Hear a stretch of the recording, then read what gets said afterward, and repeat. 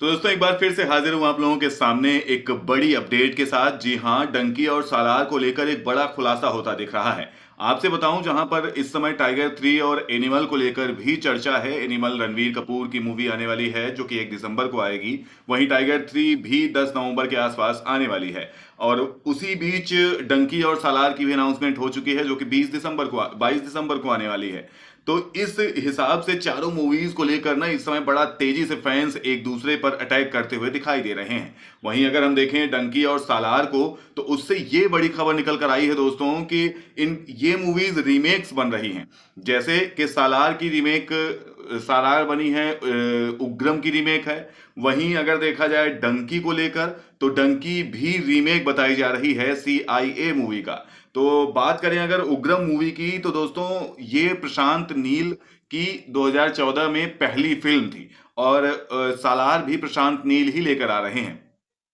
एक तो ये पॉइंट है। अब ऐसे में लोगों को लग रहा है कि प्रशांत नील की ही फिल्म 2014 में हमें देखने को मिली थी और 2023 में भी देखने को मिलेगी, तो क्या अंतर होगा। हालांकि ये बात अभी क्लियर करूंगा मैं। वहीं साथ साथ डंकी को भी लेकर चलूंगा कि डंकी जो मूवी है ये CIA मूवी थी जो कि पहले आ चुकी है, दुलकर सलमान की थी। और अब इसका रीमेक, अनऑफिशियल रीमेक बना रहे हैं राजकुमार हिरानी।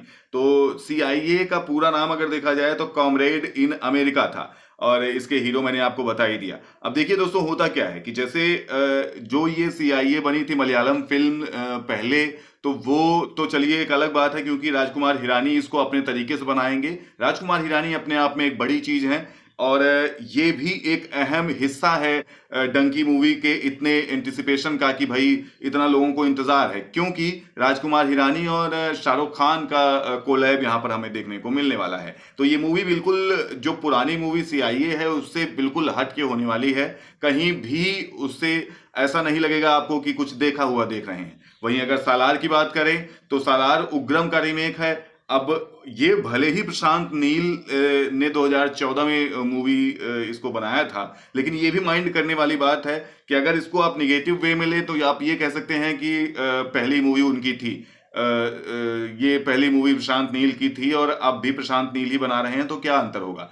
प्रशांत नील ने पहले ये बनाया था, इस बात को आप नेगेटिव भी ले सकते हैं और इस तरीके से देखें तो पॉजिटिव भी ले सकते हैं, क्योंकि तब ये उनकी पहली मूवी थी। अब जब वो अपने जीवन के, अपने लाइफ के इस स्टेज पर खड़े हैं कि जहां उनको इतने सालों का अनुभव हुआ, उन्होंने पहले बनाया था जब ये मूवी, तब अलग बात थी। और अब वो KGF बना चुके हैं, ये बात हमें भूलना नहीं चाहिए। KGF बना के उनका जो एक ऑरा मेंटेन किया उन्होंने, जो एक रेस्पेक्ट कमाई है इंडस्ट्री से, वो भी इंडस्ट्री के साथ साथ ऑडियंस से भी, तो वो भी माइंड करने वाली बात है। ये कहना यहाँ पर आप इसको नेगेटिव वे में नहीं कह सकते कि वो उनकी पहली मूवी थी, अब भी वही मूवी बना रहे हैं, तो अब क्या अंतर होने वाला है। ऐसा नहीं है। अब समय के साथ साथ उन्हें अपने आप को एक चेंज भी किया है, एक अनुभव भी आया है। तो निश्चित तौर पर जो ये मूवी आ रही है सालार, ये बिल्कुल डिफरेंट होने वाली है जो उनकी मूवी पहले थी उग्रम 2014 में जो की आई थी। तो इसलिए ऐसा नहीं कहा जा सकता कि ये दोनों मूवी अब कुछ दम नहीं रह गया। तो दोनों ही मूवी अपने आप में कुछ नया लेकर आ रही हैं, ऑडियंस के लिए कुछ नया परोसना चाह रही हैं।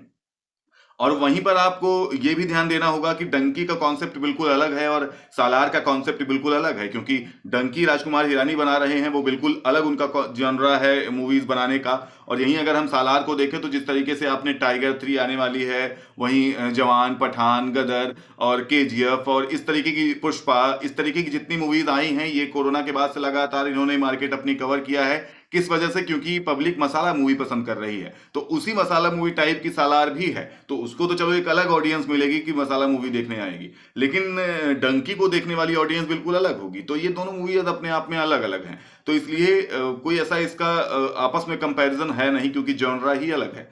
तो ये रही बड़ी अपडेट जो कि फैंस लाके दिखा रहे हैं। वहीं एक और भी सीन्स को लेकर भी एक नया खुलासा हुआ है कि सालार किस तरीके से पहले वाली मूवी उग्रम का रीमेक है। तो अगर आप देखें तो उग्रम में विलन जो है वो टीका लगाता था, चंदन लगाता था, और उसी तरीके से यहाँ पर भी दिखाया गया, सालार में भी जो विलन है वो भी टीका लगाता है, चंदन लगाता है। वहीं अगर हम देखें सालार के कैरेक्टर जो पहले उग्रम के कैरेक्टर के साथ मैच करें अगर, तो एक हाथ में पट्टा हुआ करता था हाथ में, जिससे कि टैटू नहीं दिखता था उस एक्टर का। और वहीं अगर देखें सालार में तो प्रभास भी एक ऐसे हाथ में पट्टा हुआ कवर, अपने टैटू को कवर किए हुए दिखाई देते हैं।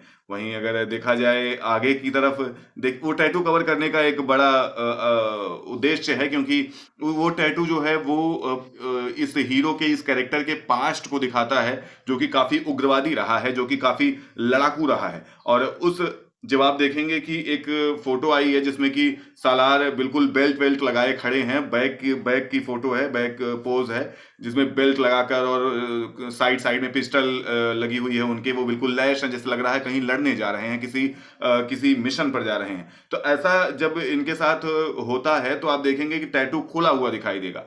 अब कोई, जब वो उग्र हो गया, जब वो मिशन पर जा रहा है, जब वो लड़ने जा रहा है, तब टैटू खोल दिया गया है और टैटू ओपन दिखाई दे रहा है। क्योंकि जब टैटू खुलता है तो उसको अपना पुराना पास्ट याद आता है, जो कि काफी भयावह रहा है, जो कि काफी डरावना रहा है। तो वो सीन हमें उग्रम में भी देखने को मिला। तो उग्रम में भी सेम जो लीड कैरेक्टर था, वो टैटू को छुपाने के लिए, जब तक वो शांत रहता था तब तक टैटू को छुपाने के लिए कवर रखता था उसके ऊपर, और जब कहीं लड़ाई होती थी या कुछ ऐसा होता था तो टैटू जब हटता था तो समझ में आता था कि भाई वो उग्र हो गया है, या उसका पास्ट उसको याद आ गया है, अब वो लड़ेगा भिड़ेगा। तो इस तरीके से सीन जोड़े जा रहे हैं उग्रम के साथ और दिखाए जा रहे हैं। फिलहाल आपका इस पर क्या कहना है, अपनी राय कमेंट पे लिखिएगा। आप किसको देखना चाहते हैं ज्यादा, आप किसके लिए एक्साइटेड हैं, सालार के लिए या डंकी के लिए? अपनी राय ये भी कमेंट पे लिखिएगा। मिलता हूं आपसे एक नए वीडियो में नई अपडेट के साथ, तब तक के लिए बाय बाय, टेक केयर।